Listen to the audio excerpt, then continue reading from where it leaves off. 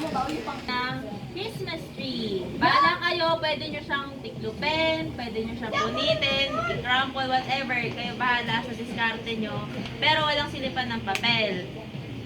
Bigyan ko kayo ng 5 seconds para mag-isip. 5. 30 seconds lang? Basta, go. 5, 4, 3, 2, 1. Not listening. Kayo bahala kung anong gusto nyo gawin. Pwede nyo punitin, pwede nyo i-fold. Di pa start. Di pa start. Basta sa likod lang yung kamay. 30 seconds starts now. 3, 4, 5, 6, 7, 8. Yeah.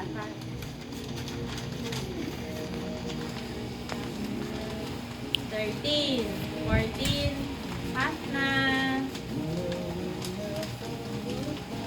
19, 20, 21, 22, 23, 24, 25, 26, 27, 28, 29, 30. Stop! Walang gagalaw. 30 seconds pa. 30, 29, 28, 27, 26, 25, 24, 33, 22, 21, 20, 19, 18, 17, 16, 15, 14, 13, 12, 11, 10, 9, 8, 7, 6, 5, 4, 3, 2, 1, stop! Masaya na ba kayo dyan? O, last 10 seconds.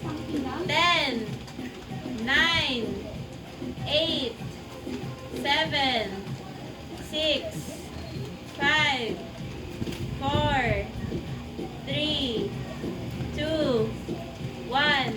Stop! Ewan ko sa inyo. Harap! Tignan niyo yung magawa nyo.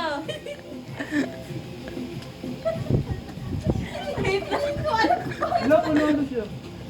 Ba't parang mushroom? Obvious naman kung sino panalo. Sabi naman kasi aeroplano na lang eh. Bakit yun? Aeroplano? Ito. Christmas tree yan. Puno. Tuntukin na lang oh. O ako 3D. Pag ako hindi nanalo talaga. And the winner is Eunice. Wag, ba't mo ako 200. Paano naging Christmas tree yan? Sabihin mo nga. Natatawa ako sa'yo, ate. Hindi ko, pag nagbibilang ako, hindi ko naman sinabing kailangan lagi kayong gumagawa. Eh, kung okay ka na, okay ka na. Mukha na bang Christmas tree yung kanina? Mga mushroom yan. Si Gabe naman, tiklop ng tiklop, di ko na ginagawa. Pati ito. Kasi naman, nakaka-stress. Aeroplano. Sabi sa'yo, aeroplano. Hindi kasi gusto ko siya is-stand dito. May tupi yun na nasa. Ang hirap kasi Like, Mr. Pine Tree, you know?